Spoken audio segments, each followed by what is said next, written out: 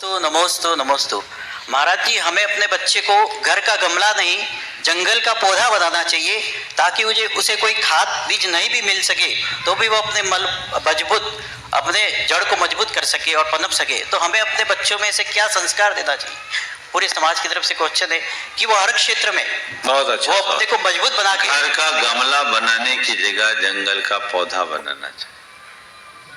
और ये बिल्कुल सही है और पहले ऐसा ही होता था, पर आजकल बड़ा गड़बड़ हो रहा है। और ये गड़बड़ कर रही है बच्चों की माताएं। अपने बच्चों के प्रति इतना ज्यादा केयरफुल हो गई है और बच्चों को बार बार यूट्यूब में देख देख करके खिलाना और दवाइयाँ खिलाना, वो ऐसा करके अपने बच्चों को कमजोर बना रही। और उनसे कोई कुछ कहे तो ऐसा लगता है वो ऐसा बोलते जैसे और लोगों ने बच्चे ही पैदा नहीं किए। एक बहन जी ने एक बार कहा, उनके घर में बहू आई, अब बच्चा हुआ तो 24 घंटे बच्चे के लिए ये लाओ वो लाओ, ये लाओ वो लाओ।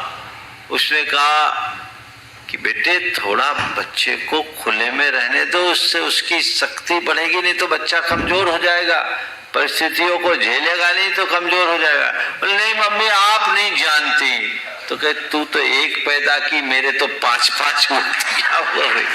आप नहीं जानती, ये क्या है? ये जो सोच है ये सोच बदलनी चाहिए। और एक अच्छी बात कह रहा हूं, बच्चों को स्वर्ण प्राशन दीजिए।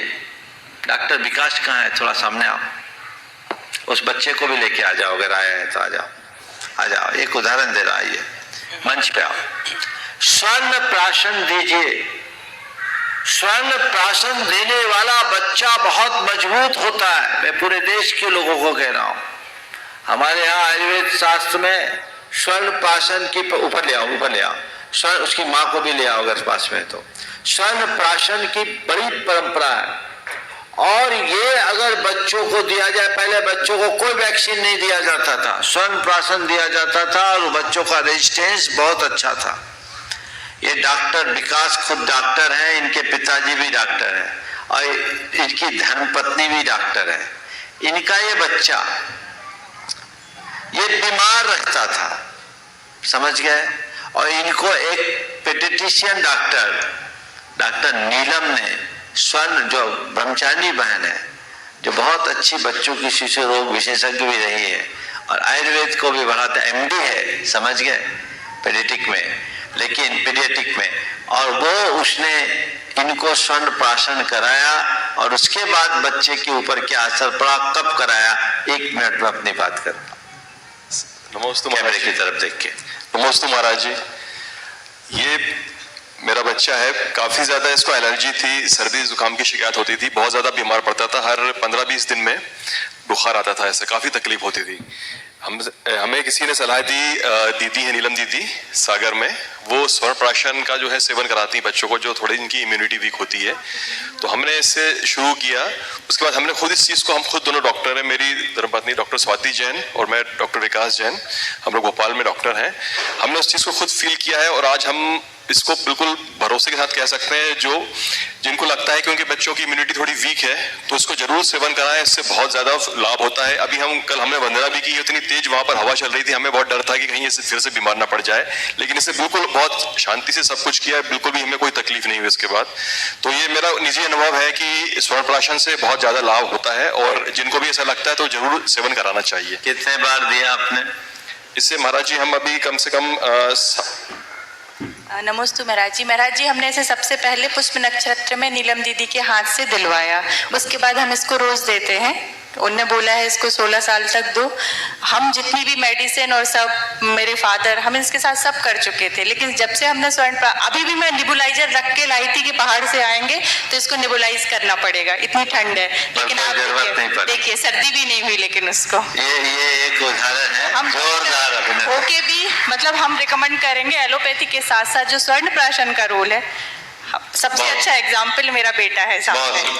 ये बहुत अच्छा उदाहरण मिल गया। और दोनों डॉक्टर, आप भी गायनिक है? मैं मेडिसिन में हूँ। मेडिसिन में है। और आप? मैं पैथोलॉजी। पैथोलॉजी। मेरे फादर में भी मेडिसिन में है, उनका ही ट्रीटमेंट इसको चलता है, और भी सभी सागर में पीडियाट्रिशियन। फिर जब से नीलम दीदी ने बताया, उन्हें अलग से पापा को मैसेज किया कि नहीं उसको लेके आओ, वो ठीक मैं करूंगी, उसको आचार्य का आशीर्वाद है और वो ठीक है। ये ऐसे हजारों बच्चे हैं।